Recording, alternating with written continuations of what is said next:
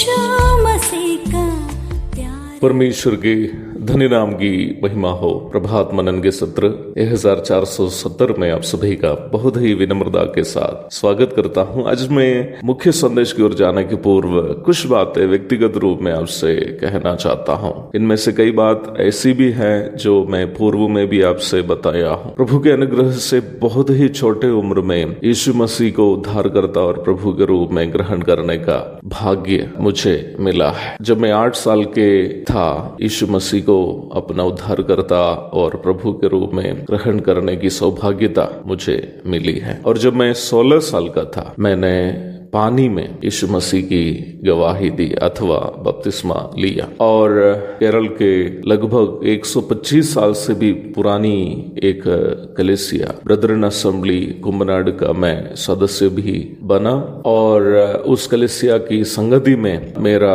आत्मिक जीवन बढ़ रहा था। जब मैं लगभग 18 साल के था, उस समय बिहार आने का अवसर प्रभु ने मुझे दिया और बिहार में पहले मुजफ्फरपुर की एक कलीसिया के साथ संगति कर रहा था। बाद में मोतीपुर नामक जगह में मैं भी मिलकर अन्य भाइयों के संग एक कलीसिया का शुरुआत किया। उस कलीसिया के शुरुआत के सदस्यों में से एक व्यक्ति मैं भी हूँ और लगभग 10 वर्ष तक मैं उस कलीसिया के साथ संगति में रहा और अब फिलहाल लगभग 18 वर्ष से प्रभु यीशु मसीह की सेवा में हूँ और लगभग 14-15 साल से कटिहार नामक जगह में रहता हूँ और प्रभु यहाँ मेरे द्वारा एक कलीसिया की स्थापना की और लगभग 50 के आसपास प्रिय लोग, जिसमें बच्चे भी हैं, मिलकर हम लोग प्रत्येक सप्ताह यहाँ आराधना कर रहे हैं। आप सोच रहे होंगे सुबह सुबह इन सब बात मैं क्यों बोल रहा हूँ। वर्तमान में यहाँ तक कल भी मुझे ये सुनने को मिला है, बहुत सारे लोग प्रभात मनन के खिलाफ और मेरे व्यक्तिगत जीवन के खिलाफ में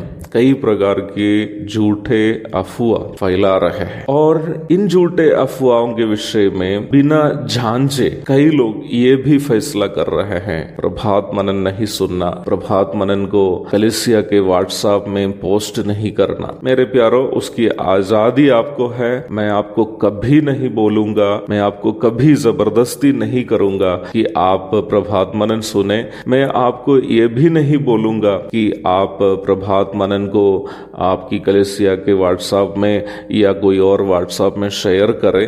ये सब आपकी आजादी है। प्रभात मनन आप केवल इसलिए सुनिए यदि प्रभात मनन संदेश के द्वारा आपके आत्मिक जीवन के लिए कोई लाभ मिलता हो। यदि प्रभात मनन सुनने से आपको किसी प्रकार का आत्मिक लाभ नहीं मिलता हो, कभी नहीं सुनिएगा प्रभात मनन। क्यों आप सुनेंगे? क्योंकि आपको उससे फायदा नहीं है, तो क्यों सुनेंगे? वैसे ही अगर आपको लगता हो कि प्रभात मनन दूसरों के साथ बांटने से उनके आत्मिक जीवन में लाभ है, तभी दूसरों के साथ शेयर कीजिएगा, अन्यथा आप क्यों शेयर कीजिएगा? तो ये आपका चॉइस है। मैंने आज तक किसी को ये नहीं बताया कि आप मेरा प्रभात मनन सुनिए, नहीं तो ये दूसरे को शेयर कीजिए। ये सब भाई लोगों ने अपनी मर्जी के अनुसार किया। और यहाँ एक बात खास करके मैं बताना चाहता हूँ, एक इंसान होने के नाते मैं भी कमी घटी का इंसान हूँ और जीवन में ऊंचाई नीचाई सब जरूर आई है। लेकिन मैं आपको बताना चाहता हूँ, मेरे इतने वर्षों की आयु में, और मैंने आपसे कहा 8 साल की उम्र से आत्मिक जीवन शुरू किया है और 16 साल की उम्र से कलीसिया का एक पूर्ण सदस्य के रूप में मैं प्रभु में बढ़ रहा। परंतु मेरे जीवन में कभी भी केरल की मेरी मातृ कलीसिया हो या बिहार के मुजफ्फरपुर की कलीसिया हो या फिर मोतीपुर की कलीसिया हो या वर्तमान में मैं संगति करने वाली कटिहार की कलीसिया हो, कभी भी मेरे खिलाफ किसी प्रकार का अनुशासन का कदम नहीं उठाया है, क्योंकि उस प्रकार का कोई भी कार्य प्रभु की दया से मेरे जीवन में नहीं हुई है। कभी भी कलीसिया कलीसिया मेरे ऊपर में किसी प्रकार का अनुशासन का कदम या दंडनीय कार्य नहीं किया है। मेरे जीवन में एक सप्ताह भी किसी भी कलीसिया मुझे प्रभु भोज से दूर नहीं रखा है। ये बात अवश्य याद रख। मेरे ऊपर में किसी प्रकार का आपराधिक आरोप नहीं है। मैं आपको पूर्ण हिम्मत के साथ बताना चाहता हूं,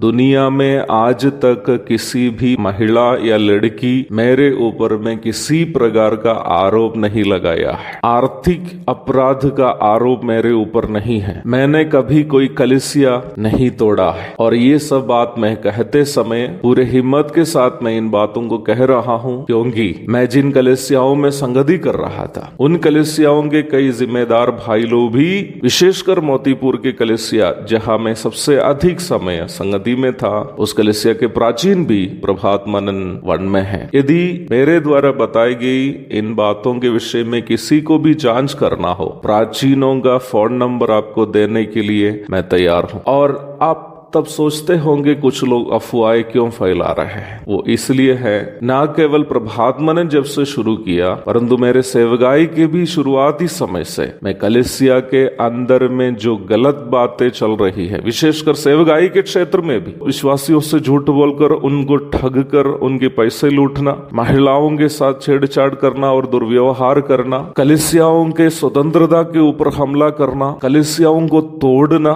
और क्रिमिनल प्रकार के अपराधी कार्यों को करने वालों को सुरक्षा प्रदान करना, और इस प्रकार के अपराधी कार्य करने वाले लोगों के खिलाफ मैंने हमेशा आवाज उठाते रहा। जैसे मैंने शुरुआत में कहा, कलीसिया तोड़ने वाले, महिलाओं के साथ दुर्व्यवहार करने वाले, आदि लोगों के खिलाफ मैंने आवाज उठाते रहा। और इस प्रकार के लोग अब मेरे खिलाफ में कुछ लोग अफवाहें फैल रहे हैं। ये सुनना नहीं सुनना सब आपकी बात, परंतु मुझे आपसे कहने के लिए है कि मेरे ऊपर में किसी भी प्रकार की आपराधिक आरोप नहीं है, ना ही मेरे खिलाफ में किसी प्रकार की कलीसिया, कोई भी कलीसिया जहां मैं संगति कर रहा, मेरे ऊपर में किसी प्रकार का डिसिप्लिनरी एक्शन, अनुशासित कार्य कभी नहीं उठाया है। इसलिए अफवाहों पर विश्वास करने वाले लोग सच्चाई को जांच करें, उसके पश्चात विश्वास करें। प्रभात मनन सुनना और नहीं सुनना ये सब आपका चॉइस है। आपको उससे आत्मिक लाभ मिलता हो तो कृपया सुनिए,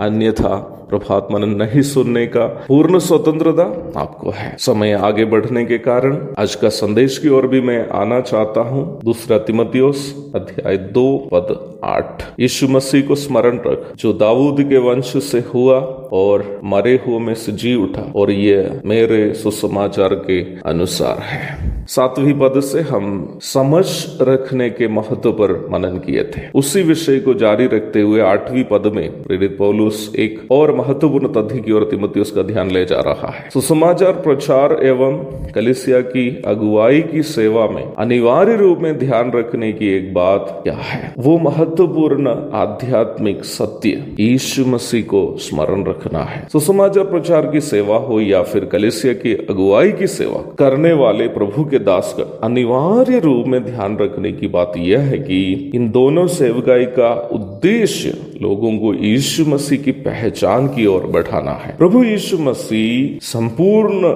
ईश्वर और संपूर्ण रूप में मनुष्य था। उनकी ये संपूर्ण ईश्वरीयता एवं संपूर्ण मनुष्यत्व की पहचान की ओर सुनने वालों को आकर्षित करने वाला होना चाहिए प्रत्येक सुसमाचार संदेश। विश्वासियों के लिए लिया जाने वाला प्रत्येक संदेश मसीही विश्वासियों को यीशु मसीह के अनुरूप बदलने के लिए प्रोत्साहित करने वाला होना चाहिए। संजोग से इफिसुस की कलीसिया कुछ अन्य बातें में सीख रही थी। परमेश्वर के वचन की शिक्षा के नाम में झूठे शिक्षकगण वहां यूनानी दर्शन शास्त्र से जुटी मनगढ़ंत कहानियां, वंशावलियों से संबंधित बातें आदि भी कलीसिया में सिखा रहे थे। 1 तीमुथियुस 1:4 पढ़िएगा। वर्तमान समय में भी कई ऐसे तथाकथित प्रचारक हैं जो वचन की शिक्षा के नाम में आर्थिक वृद्धि, सांसारिक सुख सुविधाएं या अन्य आशीष जो संसार में मिलने वाली है सुसमाचार के नाम में प्रचार करते हैं। वास्तव में वे लोग ऐसे लोग हैं जो सुसमाचार संदेश के सारांश को नहीं समझ रहे हैं। मुझे सुनने वाले प्रिय भाई बहनों, संपूर्ण पवित्र शास्त्र की हर एक पुस्तक में प्रभु यीशु मसीह को ही विभिन्न रूप में प्रदर्शित किया गया है। प्रभु यीशु मसीह को दर्शाया नहीं जाने वाला हर एक संदेश वचन के विपरीत है। समाप्त करने के पूर्व मैं फिर से ये बात कहकर समाप्त करना चाहता हूँ, जब तक मेरे तन में प्राण है, जब तक मैं संगति करने वाली कलीसियाएं मुझे अनुमति देती है, मसीहत में जो वचन के विपरीत के कार्य जारी है उसके खिलाफ मैं आवाज उठाते रहूंगा। चाहे लोग, जो झूठे लोग मेरा कितना भी बदनाम करे, मैं वचन के विपरीत होने वाले कार्यों के खिलाफ, वचन के विपरीत प्रभु के लोगों को ठगने वाले झूठे प्रचारकों और अगुओं के खिलाफ मैं आवाज उठाते रहूंगा। वो तभी बंद होगा जब मेरे तन से प्राण निकल जाएगा। एक और धन्य दिन की शुभकामनाओं के साथ आज का मनन का मैं यहाँ पूर्ण विराम करता हूँ। प्रभु आप सबको आशीष दे। आमीन।